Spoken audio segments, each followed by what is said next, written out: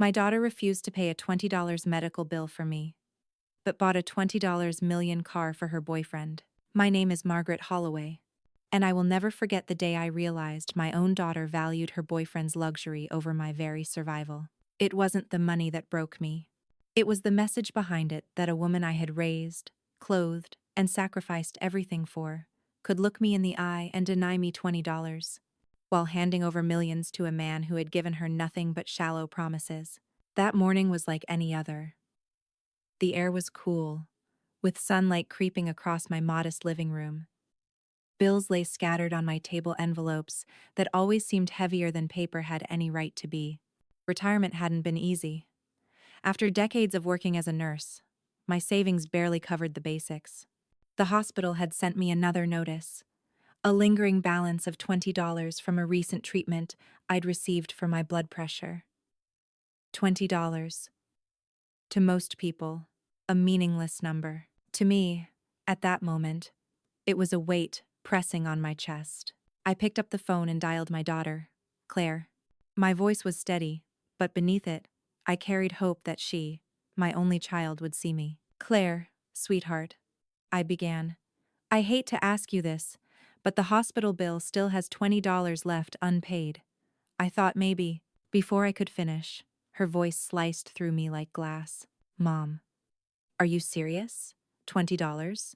You can't manage that on your own? I froze, clutching the receiver tighter. I just thought, since you're doing so well. Her sigh was heavy, laced with irritation. Mom, I have responsibilities. I can't just throw money away on every little thing. Don't be so dramatic. Every little thing. That's what she called my medication, the thin line that kept my heart from giving out. I swallowed the lump in my throat. I only asked because I thought it wouldn't be difficult for you. I'm sorry if I... Look, she interrupted sharply. I don't have time for this. Handle it yourself. The call ended. The dial tone hummed in my ear, mocking me with its emptiness. I sat there, staring at the wall, wondering if I had just imagined her words. But no, they were real. Claire had refused me. Not because she couldn't, but because she wouldn't. I thought of all the nights I had gone without sleep, working double shifts to put her through school. I thought of her first car, paid for not by magic, but by my blistered hands and aching back. And now, $20 was too much. I didn't cry then. I couldn't. Instead, I folded the bill notice and placed it back in its envelope, tucking it into the drawer like a secret shame. The hours passed slowly, and I tried to distract myself with small chores, wiping counters, folding laundry, things that kept my hands moving so my mind wouldn't collapse under the weight of disappointment. But every time I paused, the silence screamed her words back at me. When evening came, I made myself a simple dinner toast and tea. My appetite had vanished, replaced by a hollow ache. I turned on the news, hoping for distraction. Instead, fate shoved the knife deeper. There, on the screen, was Claire. My daughter, beaming, radiant, standing beside her boyfriend as they posed in front of a sleek, glistening car. Reporters' microphones jutted toward them, like flowers reaching for the sun. Claire Holloway surprises her boyfriend with a $20 million hypercar, the anchor announced, voice brimming with admiration. A gesture of love few could imagine. I stared, the toast slipping from my fingers. A $20 million car. For him. For me? Not even. 20. The world around me blurred. My breathing quickened. My pulse hammered. Images flashed in my head. Claire at 5 years old, running to me with scraped knees, sobbing into my chest. Claire at 16, begging me for a dress for prom, promising she'd make me proud someday. Claire at 22, walking across her graduation stage, tears in my eyes as I clapped the loudest. And now? She had forgotten all of it. Or worse, she remembered, and chose to trample over it. I leaned back in my chair, staring at the screen as her boyfriend kissed her cheek, cameras capturing the perfect moment of devotion. My stomach twisted. The smirk on his face wasn't gratitude, it was triumph. as though he had won something from me, as though my daughter was his prize to flaunt. My phone buzzed a text from a neighbor. Margaret, did you see the news? Your daughter is incredible. So generous. Generous. Yes, she was generous to everyone but me. I turned off the television, unable to watch any longer. My home, once my sanctuary, felt smaller now. The walls pressed in, suffocating me with memories I no longer wanted to hold. I lay in bed that night, staring at the ceiling, replaying every word of that call, every flash of the news broadcast. And in the stillness, a seed was planted. Not of anger, not yet, but of something colder, sharper, a quiet resolve. Because betrayal doesn't always arrive in shouts or slam doors. Sometimes, it arrives in whispers, in refusals, in a daughter's voice saying, "Don't be so dramatic." That night, I realized it wasn't just $20 at stake. It was the value of a mother's worth. And my daughter had just told me mine was nothing. My daughter refused to pay a $20 medical bill for me, but bought a $20 million car for her boyfriend. The days after that news broadcast blurred into each other. Every morning, I woke with the same heavy thought pressing down on my chest. How could she? How could my daughter, my Claire, dismiss my needs so coldly, then turn around and spend $20 million on a man? I tried to reason with myself. Maybe it was exaggerated. Maybe the news embellished the numbers. Maybe she hadn't really bought it. Maybe it was a gift from him to her, and the headlines twisted the story. But deep inside, I knew the truth. I had raised her long enough to recognize the glint in her smile, that look of superiority she wore when she thought she had outdone everyone else. And she had. Outdone me. Outdone love itself. 2 days later, she came to visit. She rarely did not, unless there was an audience to watch her generosity. That afternoon, she breezed into my small home, her heels clicking against the wooden floor as if she were stomping out my last bits of pride. She wore designer clothes, the kind I'd only seen in glossy magazines. Her hair was perfectly styled, her lips painted in a shade too sharp to be called warm. "Hi, Mom," she said, her tone casual, almost careless. She didn't hug me. She glanced around, wrinkling her nose at the simplicity of my living room. "Claire," I whispered, still trying to gather myself. She sat down, crossing her legs, scrolling through her phone, as if her presence were a gift I should cherish. "I saw the news," I finally said, voice trembling but firm. "The car. Was it true?" Her lips curved into a smile. Not sheepish. Not embarrassed. "Proud, yes," she said simply, tilting her chin up. "I bought it for Daniel. He deserves it." Deserves it. My chest tightened. "Claire, you told me you couldn't help me with $20. $20 for my medicine. But you gave him 20 million?" She laughed, as though I had just told her the funniest joke. "Mom, please. Don't compare yourself to him. Daniel is building his empire. He's a man with vision. He needs me to stand by him, to show the world I believe in him. This car, it's an investment in his image. It puts him in the spotlight he deserves. People will respect him more. It's strategy." Her words hit me like blows, each syllable carving another cut across my heart. "And me?" I whispered. "Am I not worth $20? Her laughter faded. Her eyes hardened. "Mom, don't be so emotional. You've lived your life. You've had your time. I'm not responsible for your every little expense. You have to stop acting like I owe you something just because you raised me. Parents choose to sacrifice. That's not a debt children have to repay." I stared at her, the silence between us heavier than any words I could summon. She had reduced my decades of sacrifice into nothing more than a choice, as though the nights of exhaustion, the skipped meals, the broken back I endured for her education were nothing more than hobbies I had picked up. I wanted to scream. I wanted to shake her until she remembered who I was, what I had done for her. But all I did was sit there, trembling hands folded in my lap. Claire sighed, bored now, as if our conversation had inconvenienced her. Mom, don't ruin this for me. Daniel is my future. Supporting him means supporting us both. You'll understand one day. She stood, smoothed her skirt, and gave me a kiss on the cheek, a hollow, perfunctory motion with no warmth behind it. I have to go.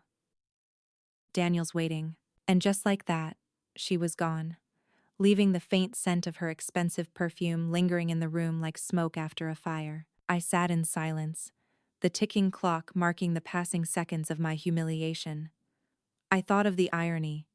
How quickly she had grown tired of me, yet how endlessly I had endured every hardship for her. That night, I couldn't sleep. The image of her proud smile burned behind my eyes. 20 million for him. Not 20 for me. I replayed her words, "Don't compare yourself to him." They cut deeper than any knife. By the next morning, the story had spread further. Neighbors congratulated me on raising such a successful, generous daughter. At the grocery store, strangers whispered behind their carts. To them, Claire was the perfect daughter, the woman who gave her boyfriend a car worth more than most neighborhoods. But they didn't know the truth. They didn't know about the bill tucked in my drawer, the unpaid $20. The weight of it grew heavier with each passing day. It wasn't about the money anymore. It was about the principle, about dignity, about being seen. I began to wonder, was this who my daughter had always been? Had I been blind all these years, imagining a bond that never truly existed? Or had wealth and love twisted her into someone I no longer recognized? I wanted to believe there was still hope. That deep inside, Claire still had the little girl who once held my hand and said she'd take care of me when I was old. But as I watched her and her boyfriend parade their new car on social media, smiling at flashing cameras, waving like royalty, I knew the truth. That little girl was gone. In her place stood a woman who saw me not as a mother to honor, but as a burden to endure. And for the first time in my life, I began to feel something dangerous stirring inside me. Not just sorrow, not just disappointment, but the first bitter taste of anger. My daughter refused to pay a $20 medical bill for me, but bought a $20 million car for her boyfriend. Anger is a strange thing. It doesn't always come with shouting or slammed doors. Sometimes it creeps in quietly, slipping through the cracks of your soul, until it takes root where love once bloomed. In the days after Claire's visit, my mind kept replaying her words. Parents choose to sacrifice. That's not a debt children have to repay. Those words clung to me like thorns. They made me question everything. Had all those years meant nothing?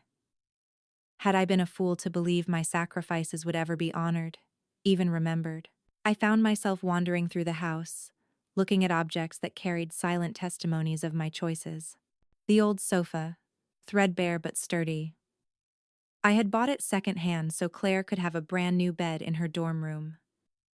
The cracked kitchen tiles I never replaced because braces for her teeth had been more important. The faded photographs on the wall, each one capturing a moment of her joy that had been paid for with my exhaustion. One memory rose above the rest: Claire's high school graduation. She had stood on that stage, smiling wider than ever, her cap slightly crooked, her gown a little too long. I remembered the cheers around me, the proud parents clapping, the camera flashes that made the whole gymnasium glow. And me? I had been clapping too, with blistered hands from double shifts at the hospital. I had cried so hard that day, not from exhaustion, but from pride. I had told myself it was all worth it. Was it? Now, as I stood in my kitchen staring at the same hands, older, lined with veins, marked by years of strain, I wondered if I had only been building a castle for someone else to burn down. I tried to silence the bitterness, but it kept rising, fed by new reminders. On social media, Claire posted pictures with her boyfriend daily. Him leaning against the gleaming car, her arms wrapped around him, both of them bathed in adoration from strangers. Thousands of comments called her selfless, generous, a woman in love. No one knew about the $20. No one knew she had looked her mother in the eye and said no. The unfairness gnawed at me. One evening, I ran into an old colleague from the hospital at the grocery store. She beamed at me, cart full of fresh produce. "Margaret, I saw Claire on the news. You must be so proud." I forced a smile. "Yes, she's doing well." Inside, shame hollowed me out. How could I tell the truth? How could I admit that while the world praised her, I was rationing my pills because I couldn't afford the refill? That night, lying awake in bed, I thought back to the first years of raising Claire. Her father had left when she was only 3. It was just the two of us against the world. I worked 12-hour shifts, sometimes more, catching only a few hours of sleep before heading back to the hospital. I would leave notes in her lunchbox. "Love you, sweetheart." So she'd feel my presence even when I couldn't be there. She used to run to me after school, waving her report cards, shouting, "I did it, Mom." And I would scoop her up, tell her she was destined for greatness, that nothing in the world was too much for her. Did I spoil her with those words? Did I raise her to believe the world owed her everything, even if it meant stepping on the very person who gave her life? These questions haunted me, circling endlessly in my head. One afternoon, I pulled out an old photo album, running my fingers over the plastic covers. There was Claire in her ballet costume, tutu askew, cheeks flushed with excitement. There was Claire at the science fair, standing proudly beside her project while I clapped until my hands ached. There was Claire at her prom, radiant in the dress I had worked an extra 2 months to pay for. Every page whispered of sacrifices, and every picture reminded me of love, my love. And yet, here I was, the same woman, ignored for $20, dismissed as a burden. I tried to confront Claire again, calling her, but she didn't answer. When she finally did, her voice was sharp. "Mom, I told you, stop bringing this up. It was $20. Drop it. Drop it." That was the moment I realized she didn't just undervalue me, she erased me. My struggles, my sacrifices, my dignity, all reduced to something she could discard. That night, I sat at my kitchen table staring at the unpaid bill again. My chest tightened, but not from the illness, from fury. A fury that was building momentum, quietly reshaping me. Because betrayal doesn't just wound you, it changes you. It rewrites the story you thought you were living. And as I sat there in the silence, I asked myself, if she could treat me as disposable, why should I continue to be silent? The bitterness had turned into something sharper, a question I wanted the world to hear. Have you ever been in a situation like this? If you were in this situation, would you forgive or take revenge? Comment below to let us know. It wasn't long before my private humiliation became public. Claire invited me to a family gathering at my sister's house. I hesitated, but I told myself maybe it would be a chance to reconnect, to bridge the growing distance between us. Foolish hope, I realize now. When I arrived, everyone was already buzzing with chatter. Plates of food filled the long dining table. My relatives swarmed Claire like moths to light, praising her for her success, her generosity, her glamorous lifestyle. And of course, the car, that cursed car, became the centerpiece of conversation. "Claire, darling, I still can't believe it," my cousin Nora gushed. "A $20 million gift. Daniel must feel like the luckiest man alive." Claire smiled, basking in the attention, her hand resting delicately on Daniel's arm. He smirked, as though he owned not just the car, but her, and by extension, the admiration of the entire room. I sat at the corner of the table, quiet, invisible. My plate barely touched. The air felt suffocating, thick with adoration I couldn't share. But then it happened. Someone, I think it was my sister-in-law, Julia, turned to me and said, "Margaret, you must be so proud.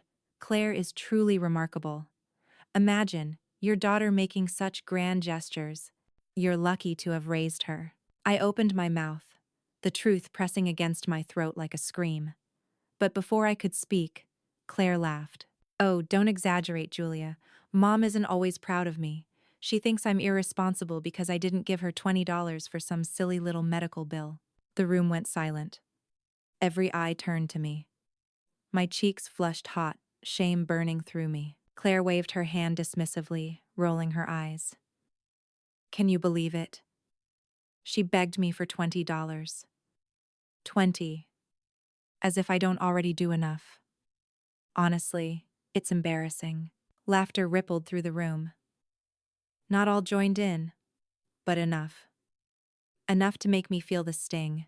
My sister tried to shush her, but Claire continued, her voice growing louder, feeding off the attention. Sometimes I think Mom forgets I have my own life.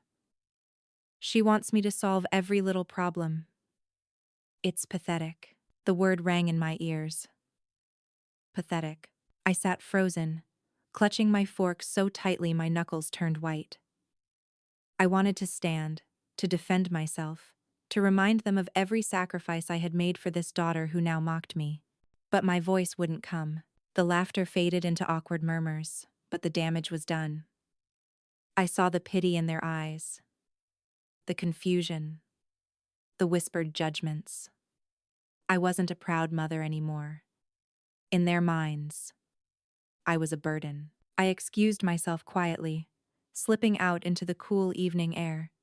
My legs carried me away from the house, away from the noise, until I reached the edge of the garden. My breath trembled, tears finally breaking free. How had it come to this? How had my daughter, my Claire, turned me into a punchline? I leaned against a tree, staring at the dim lights inside, where my daughter laughed freely, unbothered by the wound she had carved into me. My chest ached, not just from the sting of her words, but from the realization that she had no shame in saying them. She didn't see me as a mother anymore. She saw me as weakness, as something to mock for her own gain. That night, when I returned home, I couldn't even bring myself to take off my coat. I sat on the edge of my bed, replaying the scene over and over. Her laughter, the word, pathetic. The smirk on Daniel's face as he watched me shrink under the weight of her ridicule. I thought of the years when I had been her shield against a harsh world. When I had stood up for her against bullies, when I had fought teachers who underestimated her, when I had defended her choices even when I didn't agree with them. And now, she couldn't even defend me against her own cruelty. Sleep never came that night. Only silence. Only the echo of humiliation. In the morning, I looked at myself in the mirror. My eyes were swollen, my face pale. But beneath the sadness, something else stirred. It was as if the humiliation had burned away a layer of softness inside me, revealing something harder, sharper, a resolve that had been buried under years of sacrifice and forgiveness. I whispered to my reflection, barely audible, no more, because humiliation, I realized, is not just a wound, it's a spark. And sparks, when left unattended, can burn down entire forests. Humiliation doesn't end when the laughter stops. It lingers, crawling under your skin, replaying itself in your head like a cruel echo. For days after that gathering, I couldn't shake Claire's words. Pathetic. I heard them when I washed dishes, when I tried to sleep, even when I walked through the grocery store aisles. Every glance from a neighbor felt like pity, every smile like mockery. And then Daniel came. It was a Sunday afternoon. I had just returned from church, my soul desperate for comfort, when I heard the roar of an engine outside. A sound too loud, too sharp for my quiet street. I stepped to the window, and there it was, the car. The $20 million beast, gleaming in the sunlight like liquid steel. Its curves were sleek, its body polished to perfection, as if it had been sculpted not for driving but for worship. Daniel leaned against it, sunglasses perched on his face, smirk plastered across his lips. Claire stood beside him, her arm wrapped around his, her laughter carrying through the air. They weren't just showing up, they were putting on a performance. I opened the door, stepping onto the porch. My heart thudded painfully, but I refused to cower. "Mom," Claire called cheerfully, as though nothing had happened at the family dinner. "Look what I got, Daniel." As if I hadn't already seen it splashed across every headline, every screen. Daniel ran his hand along the hood, his smirk widening. Pretty nice, huh? Claire really knows how to take care of her man. His words were casual, but his eyes were sharp, glinting with the satisfaction of a predator. He knew what this meant. He knew I was the mother who had been refused $20. He knew, and he relished it. I swallowed the bitterness rising in my throat. It's impressive, he laughed, tossing his keys in the air. Impressive? Lady, this isn't just a car. This is history. This is legacy. People will remember this ride for years. And all thanks to your daughter. He leaned closer, lowering his sunglasses just enough for me to see his smug gaze. You should be proud. Proud. The word stabbed me. Proud of what? That my daughter had poured her fortune into a man who gloated in my face while I rationed pills? Proud that she stood by him, blind to the cruelty of his grin? Claire nudged him playfully, oblivious or maybe willfully blind. Daniel. Don't tease, Mom. But his smirk never left. He wanted me to feel small. He wanted me to see what he had, that I didn't my daughter's loyalty, her devotion, her blind love. I forced a smile, though my hands trembled. Take care of it, I said softly. Oh, I will, he replied, slipping back into the driver's seat.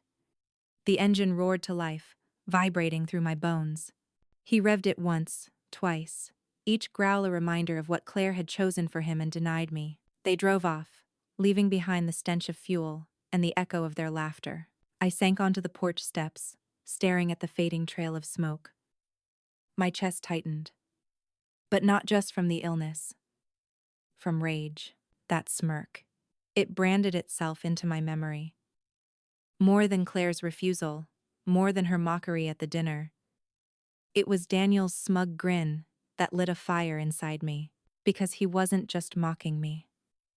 He was mocking everything I had given up, everything I had endured. And Claire stood beside him, letting him. That night, I dreamed of the past again. The long nights in the hospital, the patients I tended, while my own body screamed for rest. The extra shifts I took just to afford Claire's tuition.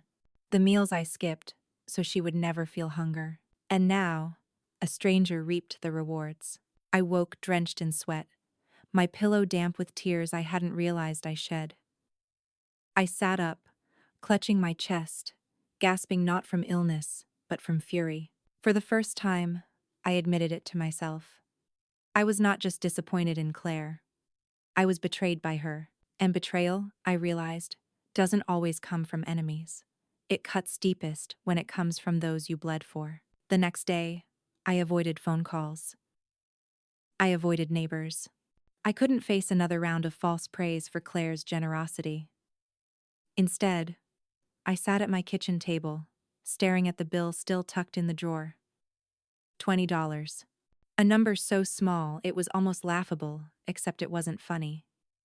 It was the crack that revealed the entire foundation was rotten. Daniel's smirk haunted me.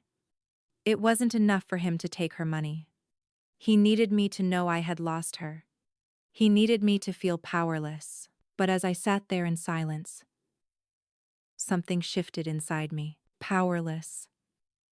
That's what he thought I was. That's what Claire thought I was. But I wasn't. Not yet. I didn't know what I would do. Not then. I didn't have a plan. All I had was the spark of something dangerous. Something that whispered, enough. And once that whisper finds its way into your soul, it never leaves. The past has a cruel way of resurfacing when the present wounds you.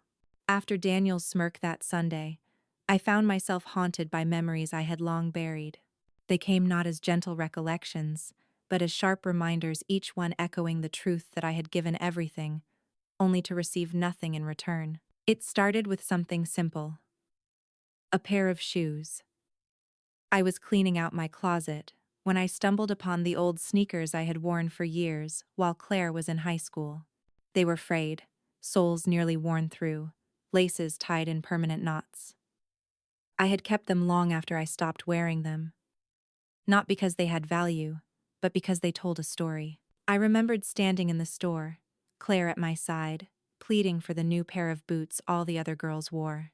I had calculated my paycheck in my head, weighed the grocery list, the bills waiting at home. I had smiled and told her yes, we'd get the boots. And I had walked out of that store in my old sneakers, telling myself it didn't matter, that my comfort was less important than her happiness. Those boots cost more than $20, and I had paid without hesitation. Now, my daughter couldn't give me that same grace. The memories kept coming. Nights at the hospital, my body aching, my eyelids heavy. I had worked back-to-back shifts, pouring coffee into myself just to keep going, because tuition bills didn't wait. My colleagues admired my dedication. They never knew that dedication wasn't for glory, but for survival, for Claire's chance at a life better than mine. I remembered the winter Claire was 12, when the heater broke. The landlord refused to fix it until spring. I gave her my only thick blanket, telling her I didn't feel the cold. But I did. I shivered every night, teeth chattering, praying she never found out. And birthdays. Every year, I made sure hers was special, even if it meant pawning something of mine. One year, I sold my grandmother's brooch, the only piece of jewelry I had ever treasured, just to buy Claire the guitar she begged for. She played it twice before it gathered dust in the corner. I never told her the cost of that gift. All of these sacrifices stitched into the fabric of our lives. And yet now, she stood tall and proud, unable to part with $20 for me. One evening, as I prepared a meager dinner of rice and vegetables, the weight of it all collapsed on me. I sat at the kitchen table and wept, not just for myself, but for the years I couldn't get back, for the choices I couldn't undo, for the blind devotion that had led me here. It wasn't just about money anymore. It was about value, worth, gratitude. How had Claire learned to take and never give? Had I raised her wrong? Or had Daniel twisted her into someone unrecognizable? I didn't know. But I did know this. Claire had learned somewhere along the way that my sacrifices were not sacred, but expected. That I would always give, and she would always receive. The anger grew stronger with each memory. It was no longer a flicker. It was a steady flame. The next time Claire called, her tone was light, cheerful. "Mom, Daniel and I are flying to Monaco for the car showcase. Can you believe it? Our car is going to be the centerpiece." Our car. I bit back my words. "That's wonderful, Claire." She laughed. "Don't sound so gloomy. You should be proud. People are finally seeing me for who I am. Successful. Important. Daniel says I'm the best thing that ever happened to him." I clenched the phone so tightly I thought it would crack. The best thing that ever happened to him. And what was I? "Claire," I whispered, voice trembling. "Do you ever remember what I gave up for you?" Silence. Then, laughter. "Mom, don't start that again. You chose to do those things. Stop keeping score." Keeping score. I ended the call before she could say more, my hands shaking, tears blurring my vision. She didn't see me. She never had. That night, as the flame of anger burned hotter, I knew something had to change. I couldn't keep sitting quietly, swallowing humiliation while she paraded her extravagance. I pulled out the photo albums again, but this time, I didn't cry. I studied each picture, each sacrifice, and I told myself, she may not remember, but I do.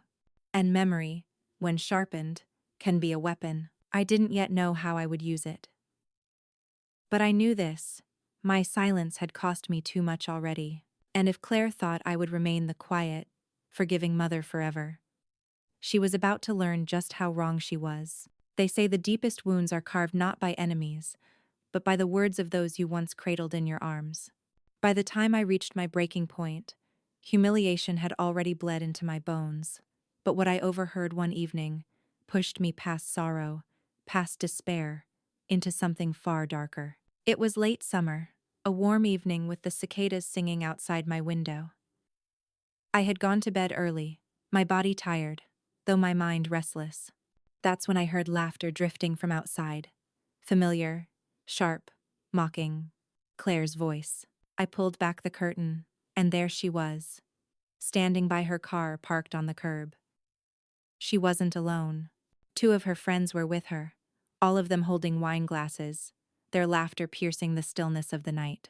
They were glowing in their designer dresses, heels clicking against the pavement, as though my modest street had been turned into a runway. I should have turned away. Closed the curtain. Pretended not to hear.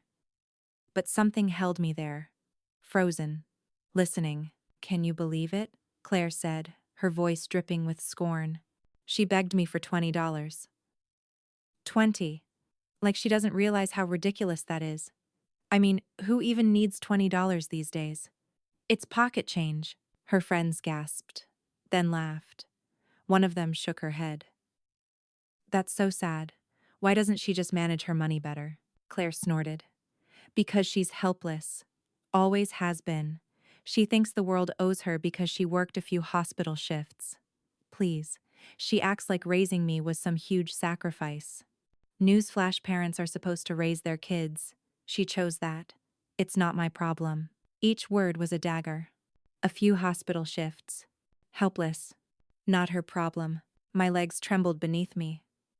I gripped the windowsill so tightly my nails dug into the paint. "She even compared it to Daniel's car," Claire continued, laughing louder now. "As if 20 million and $20 are in the same universe." She said, "How could you buy him that, but not help me?" I almost died laughing. She just doesn't get it. Daniel is my future. She's my past. My past.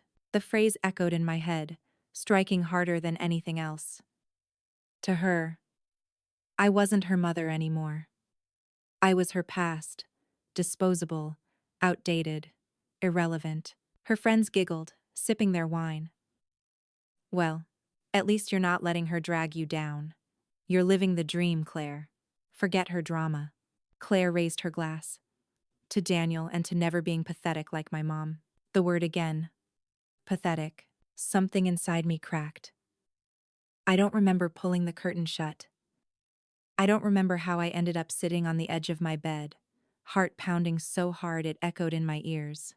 All I know is that by then, I had crossed a threshold I couldn't return from. Tears threatened, but they didn't fall. My body was shaking, but not with grief. With rage. A cold, steady rage that seeped into my veins and burned hotter than any humiliation ever could. I thought of the years she dismissed so easily. The blood on my hands from hospital emergencies. The endless nights spent walking home in the dark because I couldn't afford a cab. The times I ate stale bread so she could have fresh fruit. I had been her foundation, the invisible scaffolding that held her life together. And now she stood tall, mocking the very structure that had built her. For days after that, I barely spoke to anyone. I moved through the motions of life silently, but inside, something had shifted. My neighbors saw the same Margaret, quiet, polite, reserved. But behind closed doors, I was rehearsing every word Claire had said, etching them into my memory like battle scars. Helpless. Pathetic. My past.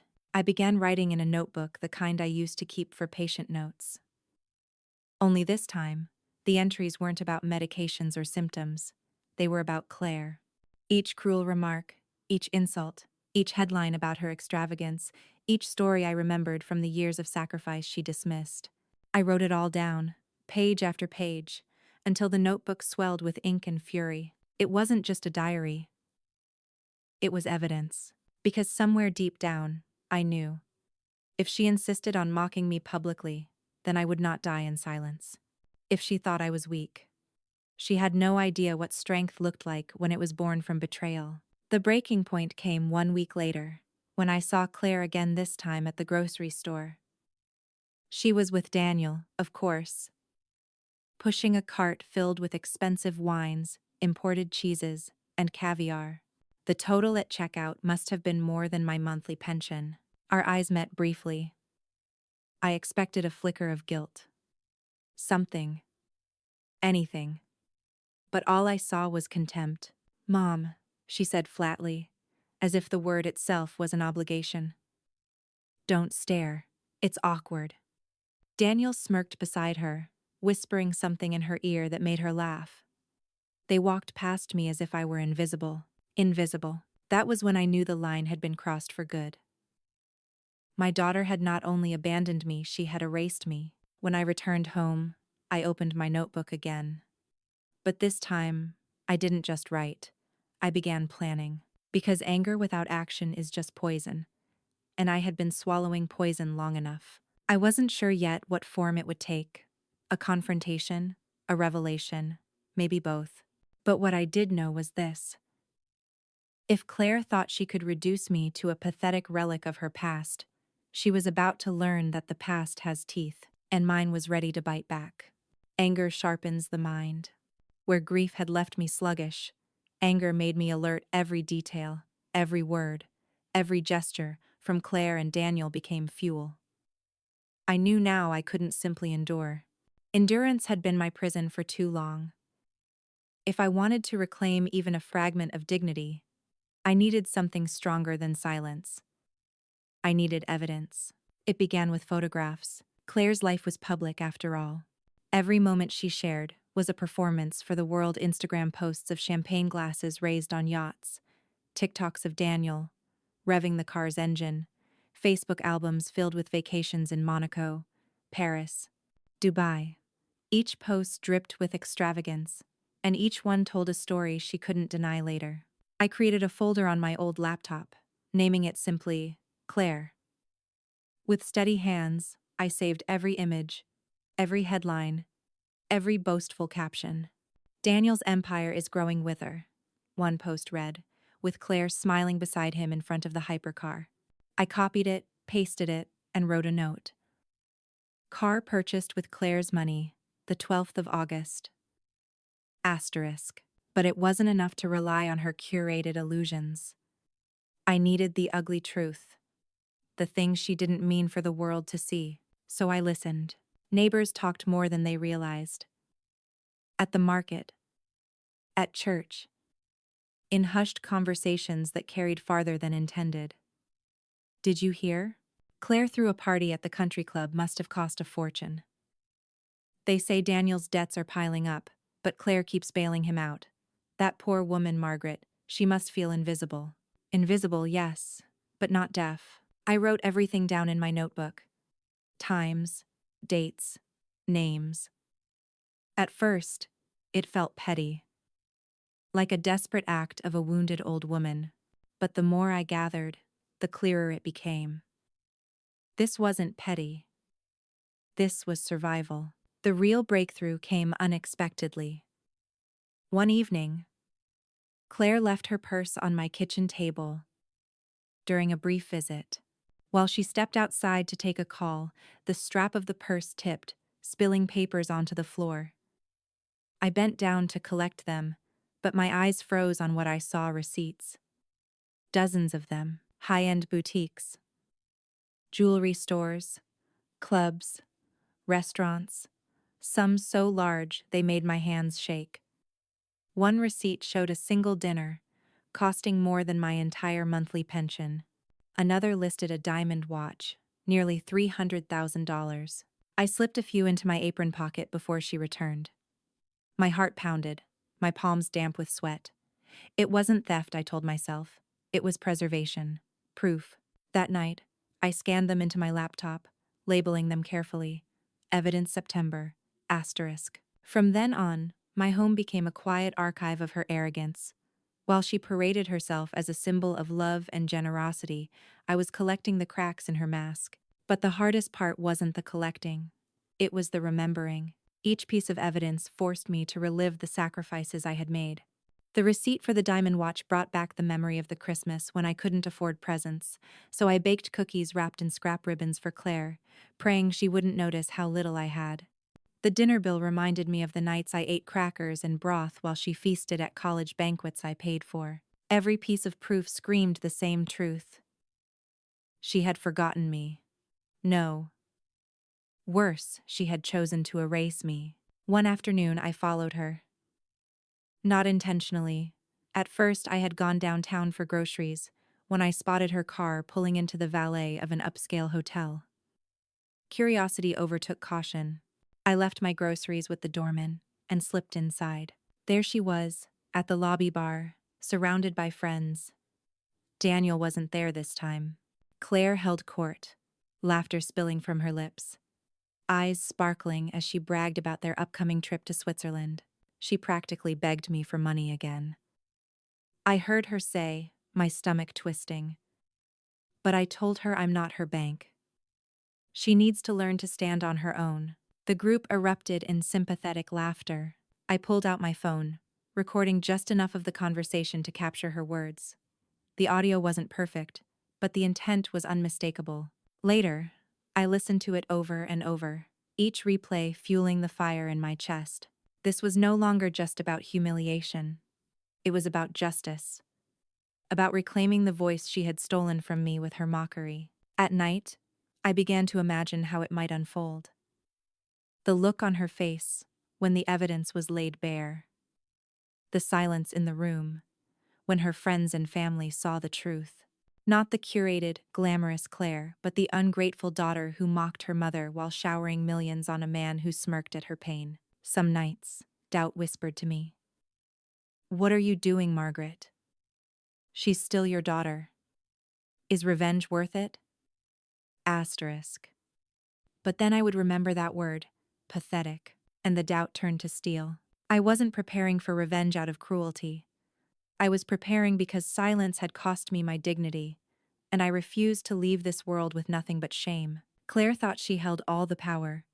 Daniel thought he had won. But I had something they underestimated: memory, patience, and a mother's love turned cold. Because love, once betrayed, doesn't vanish, it transforms. And mine was transforming into something sharp enough to cut. As I placed the receipts, recordings, and screenshots into a folder labeled Final, I whispered to myself, let them laugh now. Soon the laughter will end. Confrontations don't happen suddenly. They simmer, waiting for the right moment, the right audience, the right cut of silence to fall into. And when they finally erupt, it's never gentle, it's volcanic. I had spent weeks gathering evidence. Screenshots, receipts, recordings, notes, scribbled late at night when the anger refused to let me sleep. Each piece had been tucked neatly into my folder, my secret arsenal. And with every passing day, the weight of it grew heavier, pressing on me like a stone I couldn't carry much longer. The opportunity came when my sister Julia announced a family dinner at her house. Everyone will be there, she told me over the phone, her voice cheerful. Even Claire and Daniel. You must come, Margaret. It's been too long since we were all together. I hesitated. The last family gathering had ended in my humiliation. Claire laughing at my expense, while relatives chuckled nervously around the table. But something in Julia's tone told me this dinner was different. She wanted unity, healing, number. What I wanted was truth. I agreed to come. And I decided that night. The truth would finally be told.